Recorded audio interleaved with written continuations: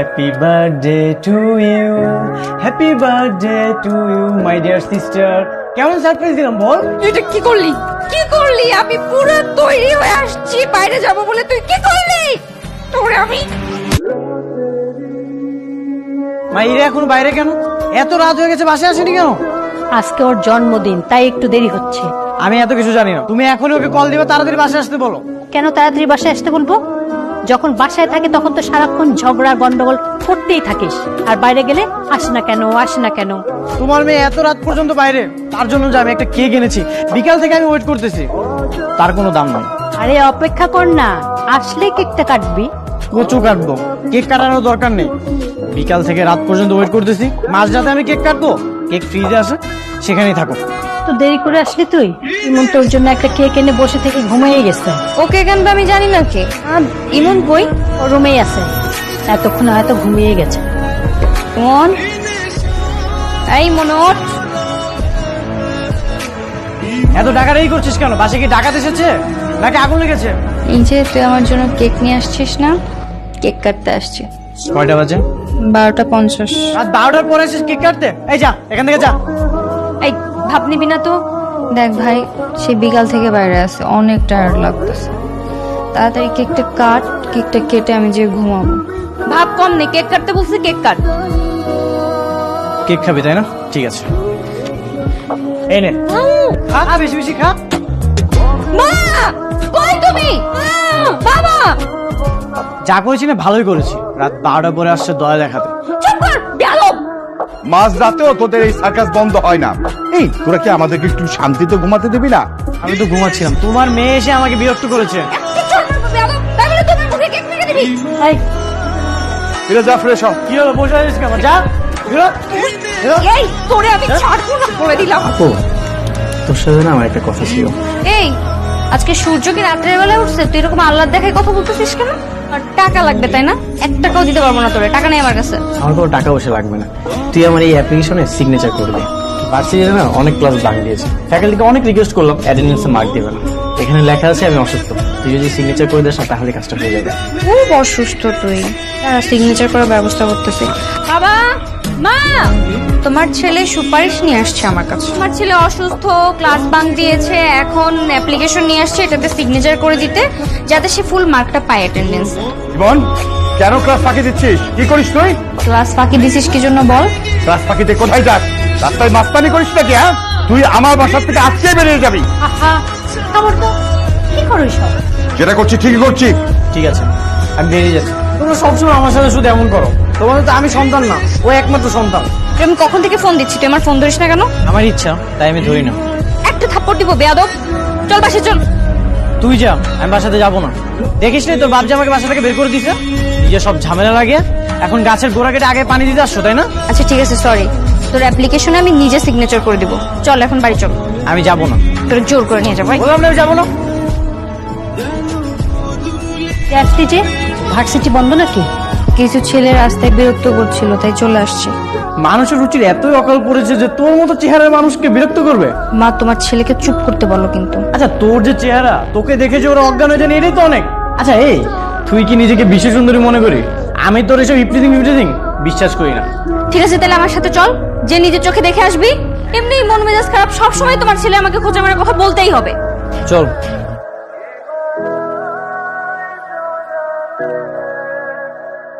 কি গো সুন্দরী, মাথা নিচু করে গেলে হবে নাকি? একটু তাকাও, আমরাও দেখি। সুন্দরী দেখতে লজ্জা পাইতাছে, সাথে একটা পোলা মাছ দেখতাছে। এমন চল, এদের সাথে ঝামেলা করিস না, চল ভাই। তোমরা আমার বোনকে বিরক্ত করছো কেন? করছি, ভাল লাগছে। কি হয়েছে? রাস্তায় একটা মেয়েকে বিরক্ত করতে লজ্জা পাবে না? কি রে, ওই দি ঝাড়ি দেয়, তুই কি নিজের শাহরুখ খান বাবস? হ্যাঁ,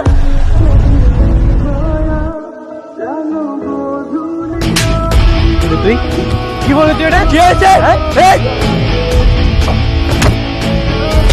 একটা মাস্তান ছেলেকে জন্ম দিয়েছি আমি, রাস্তাঘাটে মারামারি করে বেড়াই। এই তোকে আমি মারামারি করতে নিষেধ করছিলাম না? শুনলি না কেন আমার কথা? কেন শুনিস নাই? রাস্তায় আমার সামনে আমার বোনকে সবাই বিরক্ত করতেছে, আর আমি সেটা সহ্য করবো? এখন যদি তোর বোনকে এরপর আরো বেশি বিরক্ত করে তখন কি করবি? কি করবি তুই? বাবা বাদ দাও না, তুই আর ওই রাস্তাতে যাবি না, ঠিক আছে? কেন যাবো না? কিরকম বেয়াদব ছেলে! বোনের মুখে মুখে তর্ক করছে। আমি কি নিজের জন্য মারামারি করেছি? আমি তো ওর জন্য মারামারি করেছি। তোকে আমি বাসা থেকে বের করে দিয়েছিলাম, সেটাই ভালো ছিল। আবার আমাকে বের করে দিবা? এমনিতেই তো তোমরা কেউ আমাকে সহ্য করতে পারো না। এই ফালতু কথা একদম বলবি না। তোকে কে সহ্য করতে পারে না? সবাই তোকে ভালোবাসে। তোর জন্য না কেউ আমাকে সহ্য করতে পারে না। তুই যতদিন এই বাড়িতে থাকবি ততদিন এই বাড়িতে থাকবো না। তুই চাস না আমি এই বাড়িতে থাকি? আমি তোর ভালো থাকা নষ্ট করে দিচ্ছি? তোর কারণেই তো বাবা আমার কাছে আমি শত্রু হয়ে গেছি। তুই বাসা থেকে চলে যা, যা বলছি। ঠিক আছে, তাহলে সেটাই হবে। তোমাদের মেয়ে যতদিন এই বাসাতে থাকবে ততদিন এই বাসাতে আমি ফিরবো না।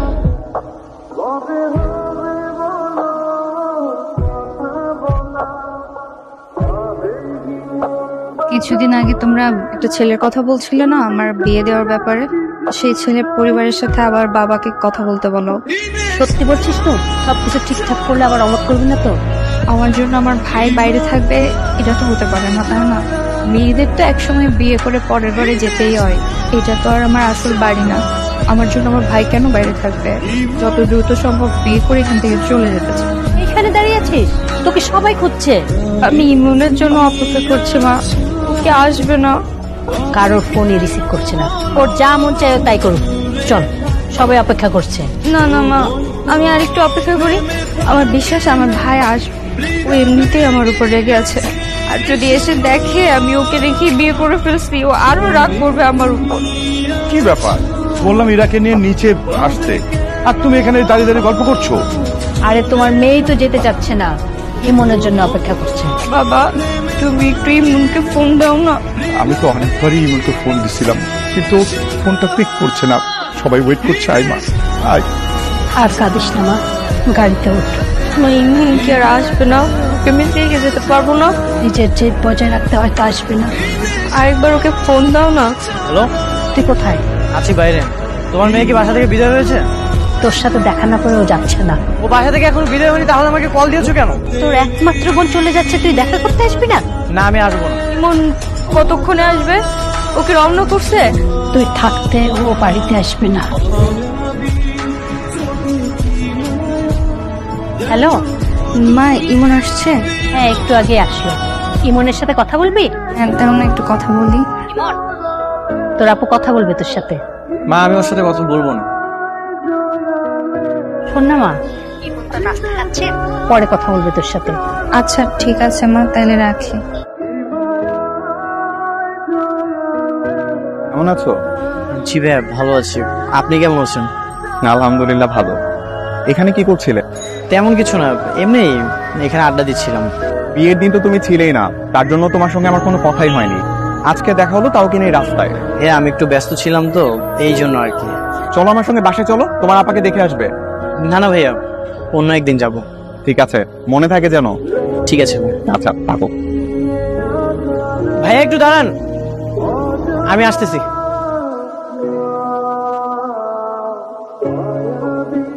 ভাইয়া, এই চকলেটগুলো আপুর জন্য। আপু অনেক পছন্দ করে। আমি যে দিয়েছি সেটা কিন্তু বলবেন না। কেন? তুমি তোমার আপুকে দিচ্ছ, এটা বলতে সমস্যা কোথায়? আপনি যদি বলে দেন তাহলে কিন্তু আমি আর আপনার সাথে কথা বলবো না। আইরে শালা বাবু, বোনের সাথে এত রাগ অভিমান কিসের? আচ্ছা ঠিক আছে, আমি বলবো না। থ্যাংক ইউ ভাইয়া। ঠিক আছে, যাই তাহলে। সাবধানে যান। এই চকলেট তুমি কোথায় পেলে? ইমনের সাথে দেখা হয়েছিল তোমার? ইমনের সঙ্গে কেন আমার দেখা হবে?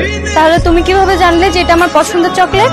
তুমি আমার একমাত্র বউ, আর তোমার পছন্দের খোঁজখবর আমি রাখবো না, সেটা কি হতে পারে?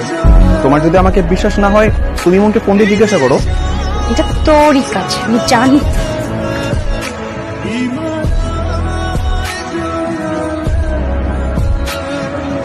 তুই কি আমার ফোন দিবি না? না, ফোন দিব না। ও যদি আর একবার ফোন দেয় তাহলে রিসিভ। হ্যালো, আমি শিহাব, তোমার দুলা ভাই। ও ভাইয়া, কেমন আছেন? আমি তো ভালো আছি, কিন্তু তোমার বোনের শরীরটা না খুব একটা ভালো নেই। কি বলছেন ভাইয়া? আপুর কি হয়েছে? প্রচন্ড জ্বর এসেছে, মেডিসিন খাচ্ছে, কিন্তু তারপর জ্বর কমছে না, পরক্ষণে বেড়ে যাচ্ছে। এদিকে আবার জ্বরের ঘরে মাঝে মাঝে ইমন ইমন বলে ডাকছে। আচ্ছা ঠিক আছে, আমি আমার আব্বুকে বলতেছি তারা যেন তাড়াতাড়ি আপনাদের বাসাতে যায়। না, দুলাভাই ফোন দিয়েছিল, আপুর নাকি জ্বর। হ্যাঁ জ্বর, আমার সাথে কথা হয়েছে। তোমরা এখনো বাসাতে কেন? এখনো যাওনি? আমাদের যখন সময় হবে তখন আমরা যাব। আগে তোর বাবা আসুক, আমরা তো যাবই। তার আগে তুই একবার দেখে আয় না, তাহলেই তো হয়।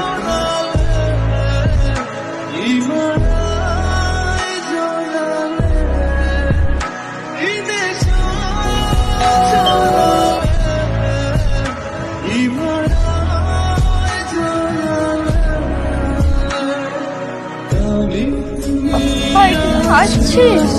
হ্যাঁ আপু, তোমাকে জ্বর হয়েছে, তোকে আমি অনেক মিস করি রে।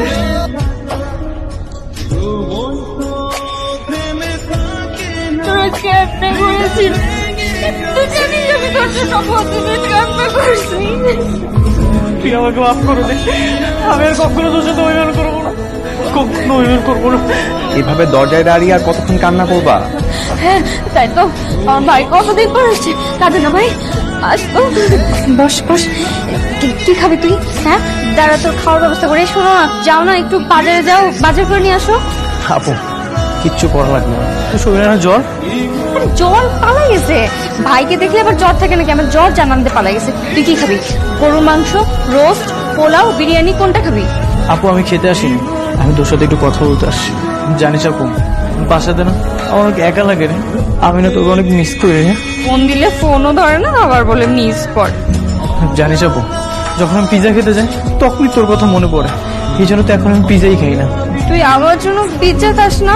পিৎজা না তোর পছন্দের? দাঁড়া, তোর পিৎজা খাওয়ার ব্যবস্থা কর। তোমাকে আর বলতে হবে না, আমি অলরেডি 2টো পিৎজা অর্ডার করে দিয়েছি।